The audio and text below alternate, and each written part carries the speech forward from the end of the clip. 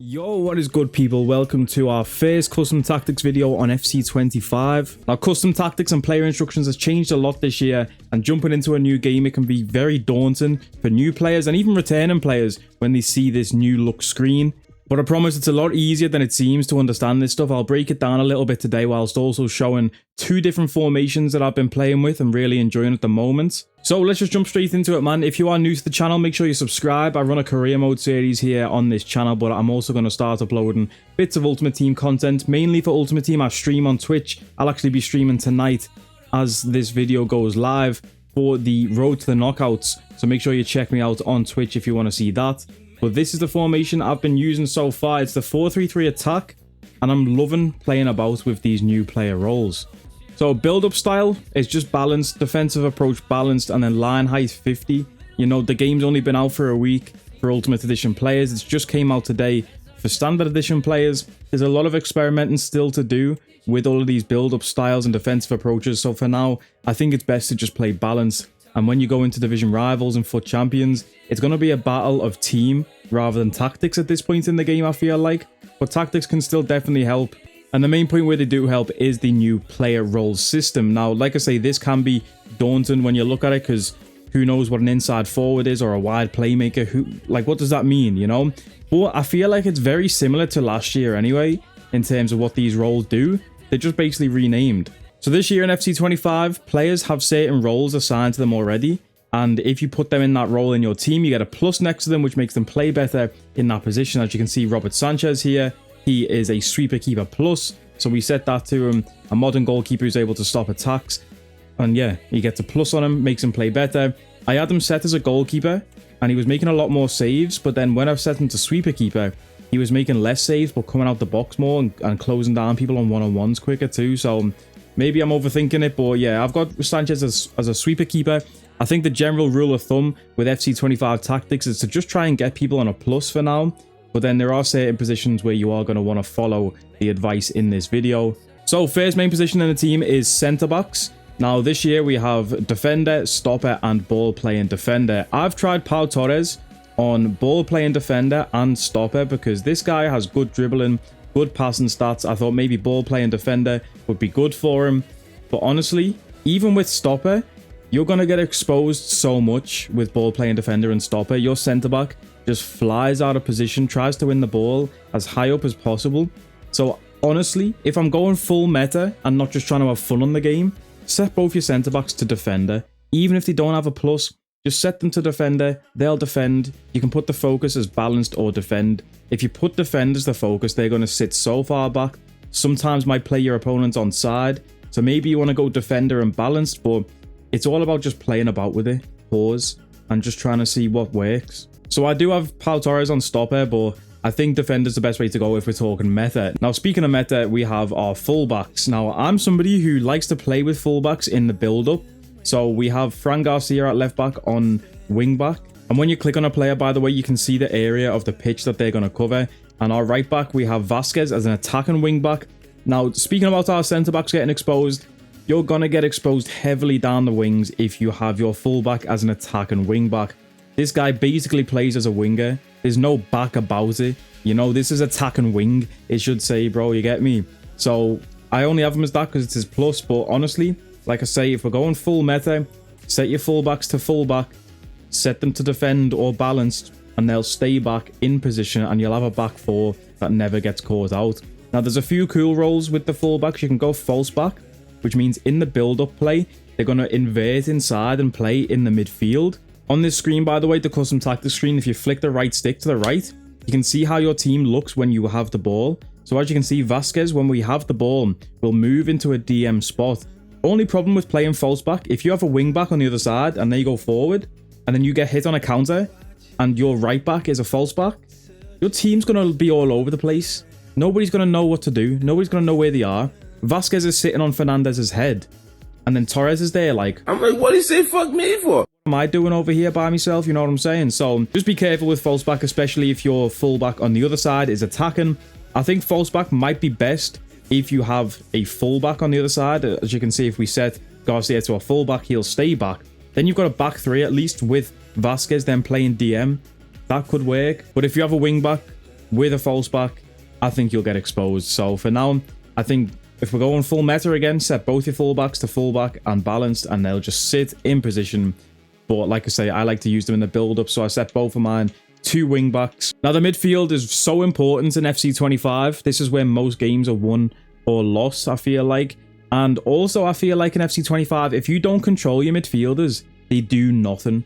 They do not defend. They don't move, bro. You've got to select them and sprint all the way back every time. So I think this year it's important to have strong, physically strong midfielders with good stamina and strength, maybe, and pace to just keep getting forwards and backwards, bro. You know, you definitely need a holding midfielder or a deep line playmaker. If you can get a player with holding plus or deep line playmaker plus, that'll be ideal in a midfield too. And then maybe one on box to box. Box to box has been nice for me so far, especially with this guy Thuram.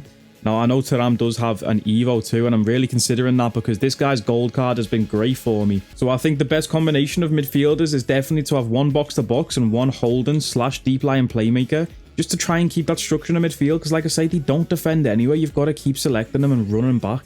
Otherwise, they just sit there doing nothing, just getting paid, bro. They're just there to get paid, you get me? So we are playing the 4-3-3 attack, which means we do have an attack and mid. I've got Dani Olmo as a shadow striker. This guy right here, bro. Oh, wow. This guy is so good. He's only 84 rated, but he feels so good in game. Now, the options are half winger, shadow striker, or playmaker.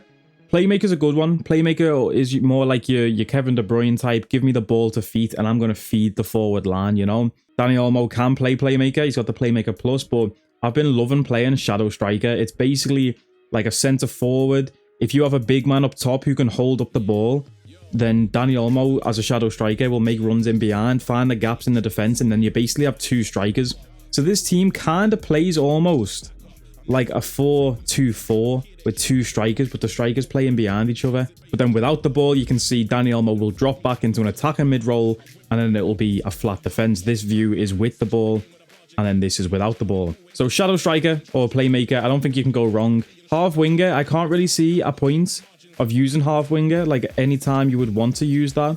Maybe in like a narrow formation, 4-1-2-1-2 diamond, and you wanted some width in the team, you could set your cam to half winger, but I don't know a position when you would want to use that. So I'm using shadow strike at the minute, really enjoying that. And while we're talking about strikers, let's just point at Morata here. We've got Poacher Plus on Morata. I think Poacher is probably your best option for strikers in this game, FC 25, because it says there, the player has one objective, score goals. So I think Poacher's going to be great. Advanced forward is a nice option. You know, I haven't tried false 9 yet because it's a very specific position and you need a specific type of player to play false 9. Target forward too, I haven't tried that, but maybe try and target forward an attacker who's physically strong and hold up the play. Having target forward with a shadow striker behind, that could be clutch. I haven't tested it out yet. Right now I'm using Poacher because then your striker just goes for goal, bro, and that's what we need from our striker. Advanced forward, another nice option, especially in a two-striker formation. If you're not watching my career mode, I play 4-4-2, which we'll actually get to in a minute. And I'll explain more about that when we get there. So final positions are the wingers. We have Eden Hazard and Ferran Torres, both inside forwards. Now, I tried inside forward on Torres, and he wasn't that good. He just didn't get involved in the game. We did have him on balance rather than attack focus as well, but he just didn't get involved in the game. And I know it's his plus, but I decided to set him to a winger. Now, wingers will stay wide. You can see how wide he is on the pitch now that we've done that compared to the inside forward on the left, who acts as an inverted winger, trying to play like a striker, which is great for Hazard. Hazard has been unbelievable as an inside forward for me. But Ferran Torres wasn't doing it. I set him to a winger, and he gets so much more involved. It also gives a lot more space for these two going forward, because if this guy Torres is hugging the touchline, pulling the left back out of position, even the left centre back moving over maybe, then Dani Olmo's got space to move into there. You know what I'm saying? So I like the contrast of having one like inside forward and one winger on the other side rather than having two inside forwards. It wasn't really working for me, but this has been cooking. Trust me. Try it out. Let me know what you think. It's early days. You might get exposed. I get exposed sometimes still, but I score goals, you know, and football is about scoring goals. A famous American once said, offense wins games, but defense wins championships. And to that I say, nah, I'd win. Scoring more goals wins championships, you get me? Because at the end of the day, whoever scores more goals wins the game. Now, second tactic we do have, like I've just hinted at, is a 4-4-2 formation. This is just the default formation on FIFA when you start, so I jumped in with it, and I actually really like 4-4-2, you know? Sweeper keeper again on Robert Sanchez. I've already discussed the fullbacks and the centre-backs here. Same setup on the wings again here. Hazard on a inside forward ++. Now, when a player has a ++, they go crazy in that role. So Hazard as an inside forward ++ going in off the left. He is so good, man. Especially this year with the L1 speed boost. And this guy has quick first step and technical plus. This guy's so good. I packed him, by the way. It's the 86 rated upgradable one. Ferran Torres as a winger out wide, but again, this is where it really matters. The midfield too, in a 4-4-2 formation, you need beasts. If you don't have beasts, you're gonna get killed. You know what I'm saying? So, we have Thuram on box-to-box, Fofana on box-to-box. Could probably go, again, deep line playmaker or hold him. You don't want to risk it in the 4-4-2 with having a playmaker, I think, or half winger especially. If you have a half winger, you're just basically shooting yourself in the face. Playmaker though, again, might get caught out of position, and in a 4-4-2 where position matters so much, yeah, just leave it to your wingers to do the creating, bro. You get me? Again, this is without the ball. We play a 4-4-2, but with the ball, you see, again, it moves more to, I mean, I do have the wing back set forward, but still, it moves again to a 4-2-4, almost, because the inside forward gets up there. Ferran Torres on the right as a winger gets up there a little bit, not as high as he normally does in the right wing position in the 4-3-3, but he's still up there. Morata the poacher just sitting there waiting for goals, you get me? Only problem is with poacher that I've found so far is offsides. Oh my god, offsides in this game are killing me, but you will score goals with a poacher. Now here's where it gets interesting, is the other striker in the 4-4-2 formation. I have Dani Olmo as a false 9 right now. I've not actually played with him as that. But what I was going to say, in career mode, I have a 2-striker formation. Now, my left striker in the career mode can also play on the wings. You know, he's that type of player where he can play down the middle, but he can play wings. So what we did with him, and I've had great success with this, is advanced forward, right? You put advanced forward on, which is a versatile attacker who stays close to the defensive line, but opens themselves up for passes in the build-up and makes runs in behind for scoring chances. Just an overall complete striker. Now, there's 2 focuses you can set for an advanced forward. One is attack. With the attack focus, the advanced forward will concentrate on goal scoring, but you don't really need that because we have a poacher next to him who's going to go for goals. But what I've been using on career mode is complete. Now, the complete focus, the advanced forward has the freedom to move wide when necessary to receive a pass or create space with a run. Now, this is very, very good. I'm telling you, because like I say, if you've got a striker who can play wing, Dani Olmo's not a great example to use here. Or if you've got a striker, I don't know, someone like Ollie Watkins, maybe Alexander Isak. I'm trying to think of low tier meta cards you might have this early in the game. Players like that, if you tried them as an advanced forward and complete, they can move wide. You know, if I get the ball to Hazard on the left, or even just Fofana, and I'm looking for a pass, an outlet pass, because Hazard's going to try and invert anyway as the inside forward, that might leave space out wide, which then our left striker can move into, or even again, just move into the space to pull the defender out, because football is all about finding the space, you know? So if you can force players to make runs like that, create some space, you're going to see results. And if you've been watching my career mode, we are seeing results. I know it's different to Ultimate Team, but still, bro, it's fun to experiment on career mode against the AI, especially if you're going to come and play squad battles over here on Ultimate Team. This year, the AI are cracked. Have you tried playing squad battles on Legendary, bro, against the high tier teams? Oh my god, you get your ass spanked. It's crazy. Well, maybe that's just a skill issue. Maybe that's just me. Hopefully, yous have had better success in squad battles. But yeah, man, this is the 4-4-2 formation. Really enjoying this. Tactics, again, by the way, was balanced.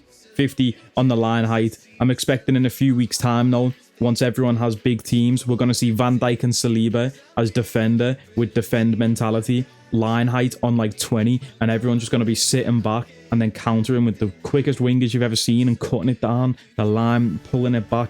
And then I'm going to uninstall the game in week 3. It always happens, you know, on Ultimate Team. So, yeah. But for now, man, I'm having fun with it. It's fun to just experiment with these roles. Deep line playmaker, box to box, all of that in the midfield. Let me know what you think of the new system. It's a lot easier to understand, I think, like I've just said there. It seems scary at first, but when you deep it, it's really not. And I've been playing Football Manager for years, so all of this isn't new to me, you know, the player role stuff. But for FIFA players strictly, who are like new to FIFA or coming back to FIFA without playing FM, it might seem scary, but at the end of the day, bro, if you set your fullback to wing back, it's essentially just balanced from last year. If you set them to fullback, that's essentially stay back while attacking from last year, you know. So it's not too much difference. It's the same tactics, but just different names, kinda. So yeah, man. If you enjoyed this tactics and you think I broke it down nicely, make sure you hit that like button and subscribe for more. Like I say, I'm going to be streaming on Twitch when we do get to Weekend League and all stuff like that. Pack openings on Twitch too. I'll upload highlights sometimes on the YouTube, but mainly the YouTube is going to be for career mode and gacha games. I play gacha games on Twitch too because I'm an addict. Gamble responsibly.